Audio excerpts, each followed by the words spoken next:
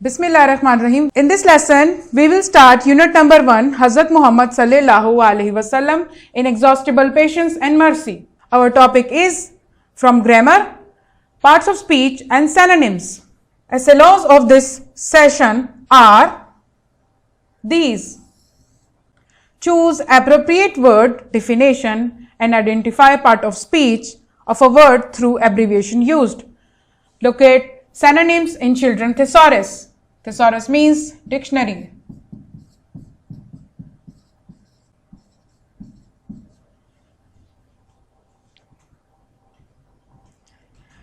If you look at the page number 8, you will find a vocabulary section here. See what it says. Parts of speech in the dictionary. A dictionary will tell you the part of speech a word can be. The part of speech is usually denoted with an abbreviation. Denoted means written and abbreviation means written in a short form. Like here, if this see in this section, all the parts of speech are written in abbreviation form, in a short form. I hope you have learned all the parts of speech in your previous class. If we open the dictionary, all the words will be given with the reference of parts of speech, whether this word is a noun, adverb, preposition or verb. If we look at this section here, an example of noun given here. Yes, prophet. Prophet is an example of noun because noun names a person, place, thing or idea. Now student, we will discuss the parts of speech in detail. We will discuss what is noun first. A noun is a word that names a person, a place or a thing. For example, Sarah is traveling to Mauritius. Sarah is a person, Mauritius is a place. Next week, people like to go to the seaside. People are person here, like to go to the seaside. Seaside is a place here. Now, we will discuss verb. What is a verb? A verb is a word or group of words that describes an action, experience. Look at the examples. Realize, walk, see, look, sing, sit, listen. Look at the sentences. I like apple. Like is verb here. Come in please. Come is a verb. Let's move to the adverb. An adverb is a word that describes a verb, an adjective, another adverb. A verb, an adjective or another adverb. Look at the examples. She speaks slowly. Here the speaks is verb and slowly is an adverb. An adverb is describing the verb. He is so smart. Here is verb and so is adverb. Look at the third one. They come very often. Come is verb and very is an adverb.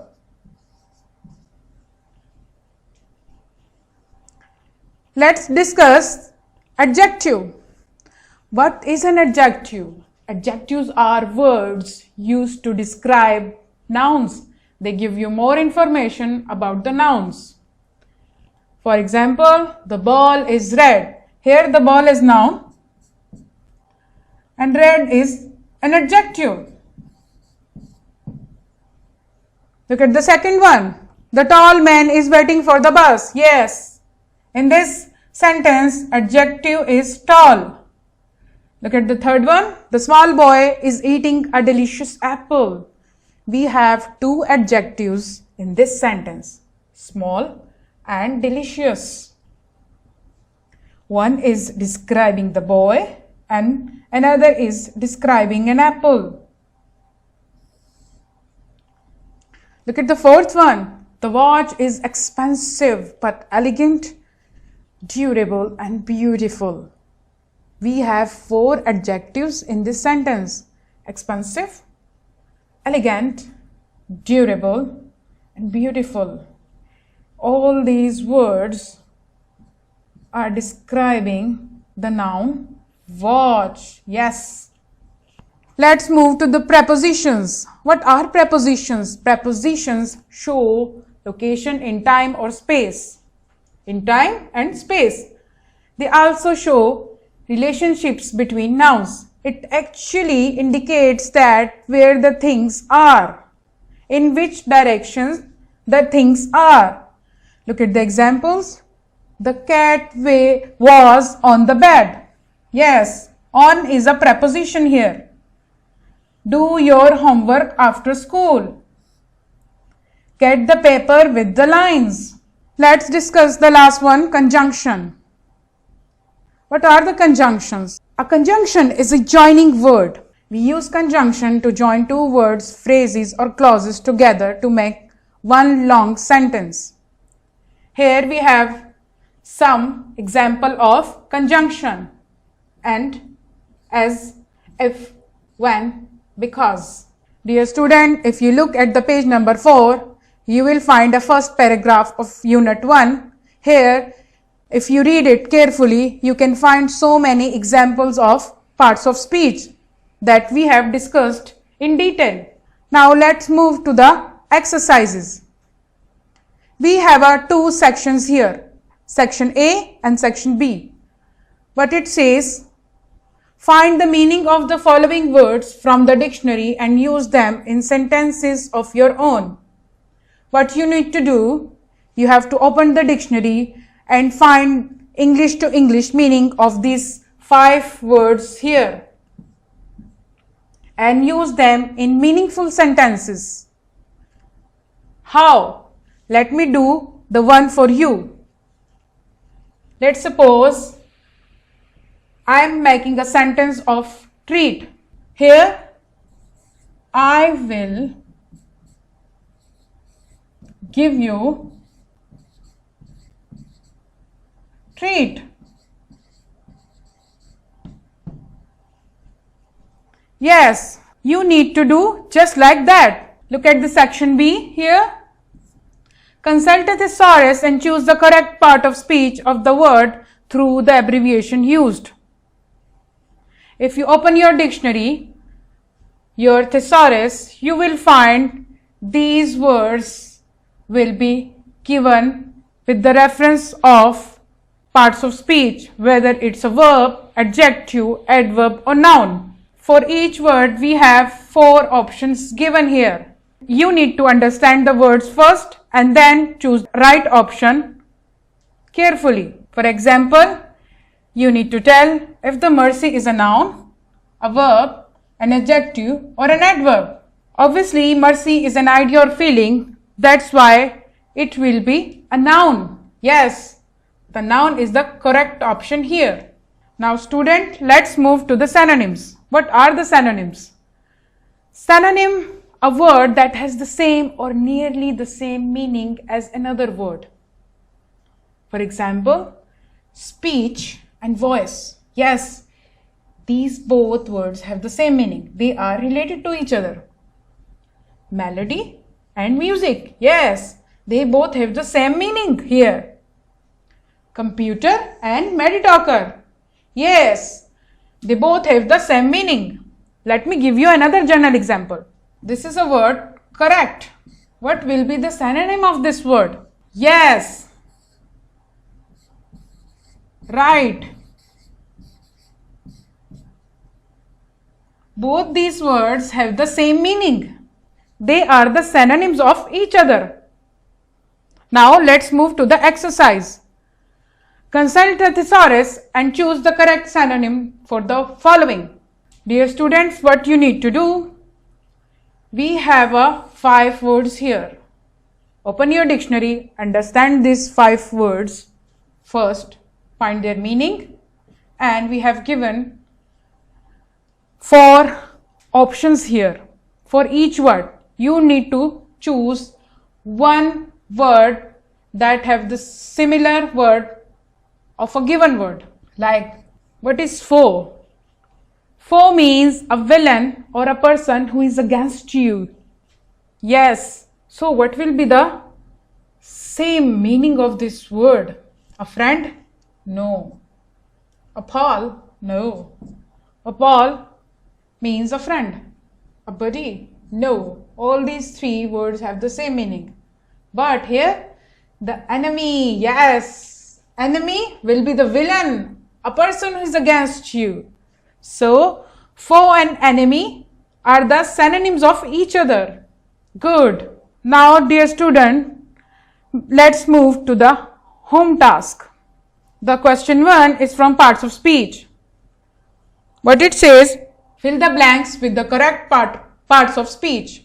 Read the sentences first and you have to tell the underlined words are a verb, a noun, conjunction or preposition.